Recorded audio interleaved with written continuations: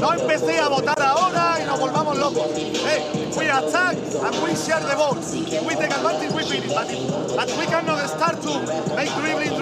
No, move the ball. Pass the ball fast to Goran and to Trey and keep playing. No, no use the dribble. In the moment they punish lateral help, you pass the ball before.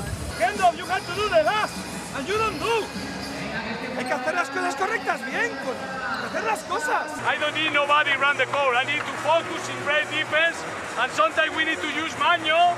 After that, everybody box out. We all play good defense. We need Outbound, yes, we need one people. But most important thing is rebound. You go to the offensive rebound, late, and then we have problem at the defensive balance, okay? We go crazy for the layup, okay? We make a turnover, and we have problems at the defensive balance. And we have one foul team. Cristian, arriba defensa, Arriba defensa. Okay, recover our regular things in defense. Our regular things. We have to play team, receive the ball, and premium job to pass the ball. Without premium job, we cannot play. Vamos a estar concentrados en lo nuestro.